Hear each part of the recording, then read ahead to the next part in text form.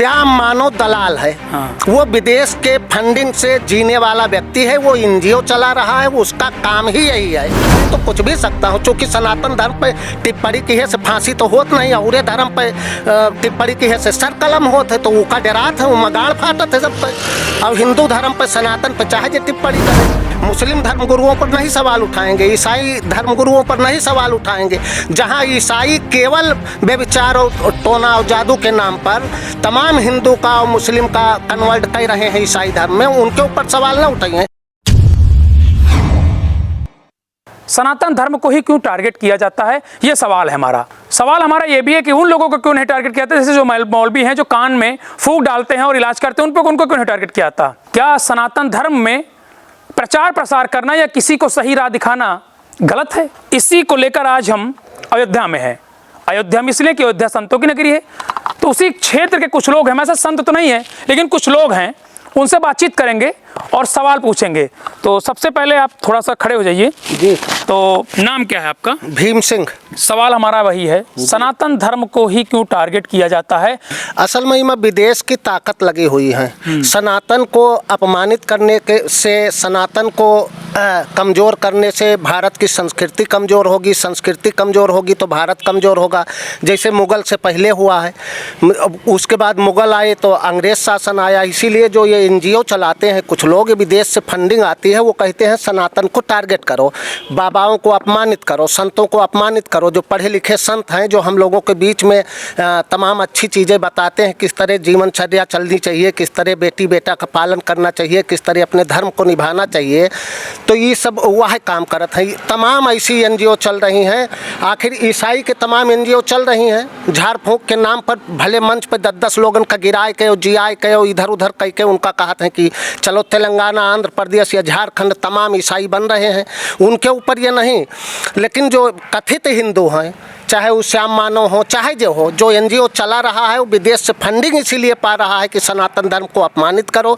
सनातन धर्म के जो पुरोधा हैं, जो ज्ञानी हैं, जो भागवत कहते हैं, जो गीता का उपदेश देते हैं, जो रामायण कहते हैं, अगर हम ज़्यादा ज्ञानी लोगों को अपमानित करोगे तो बाकी हम लोग तो अज्ञानी हैं, हम लोगों का कुछ पता नहीं धर्म के बारे में। ज़्यादातर सनातनी हैं, यो जानित है, धर्म की रक्षा करी थे याहो जानित है, मंदिर का दर्शन करी थे याहो जानित है। लेकिन तमाम संत ऐसे हैं कि जो प्रचार प्रसार, बागेश्वर धाम को टारगेट किया जा रहा है बार बार कि वो अंधविश्वास फैलाते हैं। नहीं, बागेश्वर धाम का है अंधविश्वास फैलावत है। 2 लाख 2.5 लाख 3 लाख आदमी उनके पास जाता है, पढ़े लिखे लोग जाते हैं, उनके लोग रहते हैं ना सब एक से एक डॉक्टर हैं, इंजीनियर हैं, सारे लोग आते जाते हैं। हम लोग भी देखते हैं टीवी पर प्रोग्राम, मोबाइल पर देखते हैं उनका। अगर आपका हो सकत है कोनो चीज़ उनका आपका गलत लागत हो, अब यही तरह तो सारे संतन का जेल में पहुँचावे की साजिश रची जा रही है।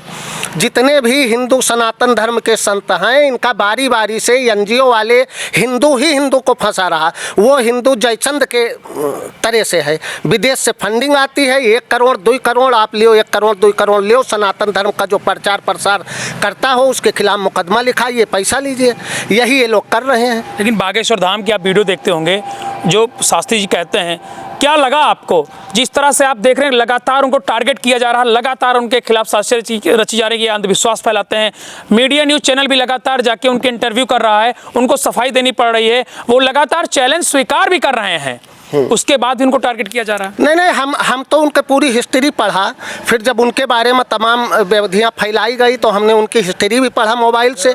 हमने देखा उनके पिताजी एक कर्मकांड करावे वाले ब्राह्मण हैं, उनकी माँ चौका बर्तन करे वाली ब्राह्मणी गृहिणी हैं, और उनका लड़का पढ़ लिख के 29 साल की उम्र में सारे देश 26 साल की उम्र में सारी देश दुनिया में नाम रोशन करत है, सनातन धर्म के प्रचार और प्रसार कर रहा है। वो उनके पीछे कुछ लोग लग गए।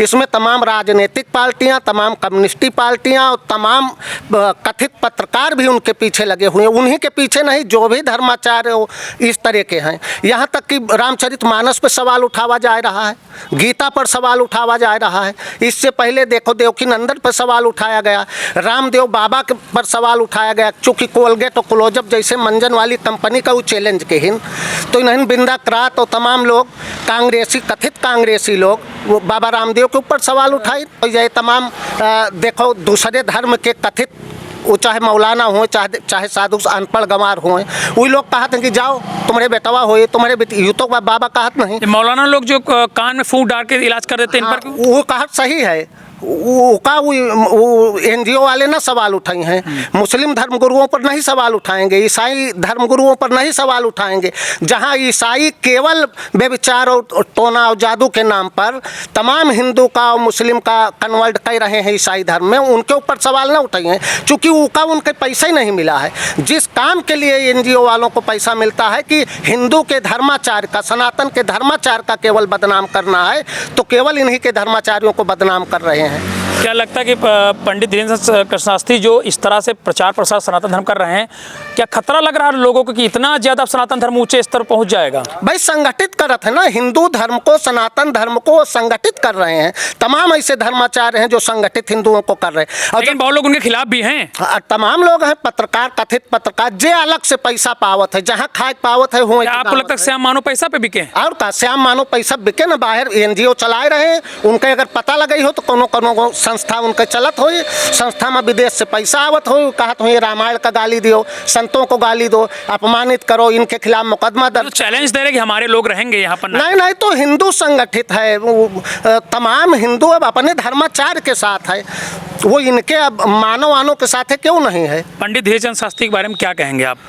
अरे भाई महापुरुष हैं, हम तो यह कहते कि महापुरुष हैं, वेद के ज्ञान जी का हो, रामायण के ज्ञान हो। लेकिन लोग उनको कहते हैं कि वो अंधविश्वास फैलाते हैं। नहीं, अंधविश्वास हैं वो। अरे भाई कथा कहते हैं, 7 दिन कथा कहते हैं, तमाम चीज अच्छी, 2-2.5-3 लाख आदमी अंधविश्वास में जाते हैं, अंधविश्वास में कैसे जाए? वो कहते हैं वो अपने लोगों को बुला के पहले से कथित कर लेते, उन्हीं का पर्चा बनाते हैं। अरे भाई 4 लाख लोगन को बुलाए खर्चा के रावा से किया, वो हमार वाली बात तुम सुनो। आदमी अपने खुशी से जा तो का हम कुछ कह दे, कहे तो कुछ भी सकता हूँ, चूँकि सनातन धर्म पे टिप्पणी की है से फांसी तो होत नहीं, और धर्म पे टिप्पणी की है से सर कलम होत है, तो वो का डरात है, वो मगाड़ फाटत है सब पे। और हिंदू धर्म पे, सनातन पे चाहे जो टिप्पणी करे, कुछ होने वाला तो है नहीं। लेकिन हिंदू भी संगठित है, अब वो अपने धर्माचार्यों के साथ है, शास्त्री जी के साथ है। हम तो कहते हैं तुम संघर्ष करो, तुम्हारा कुछ नहीं होगा। आप लोग साथ हैं उनके? हाँ बिल्कुल साथ, चाहे जहाँ जाना पड़े, चाहे जहाँ जाना पड़े, धरना प्रदर्शन करना पड़े। तमाम हमारे संत महात्मा का जेल में कई दिन गवा, और वो बारी बारी से यह टारगेट बनाए रहे हैं कि रामदेव बाबा का अंदर कह दियो, देवकी नंदन का अंदर कह दियो, तमाम भागवत कहे वाली हमारी देवियाँ हैं उनका अंदर कह दियो, तो बाहर को रहे। बाहर खाली ईसाई मिशनरी बची हैं, और जो कथित धर्मगुरु दूसरे धर्म के हैं ही बची हैं। क्या कहेंगे आप श्याम मानो के लिए, क्या बोलेंगे? श्याम मानो दलाल है। हाँ। वो विदेश के फंडिंग से जीने वाला व्यक्ति है, वो एनजीओ चला रहा है, उसका काम ही यही है।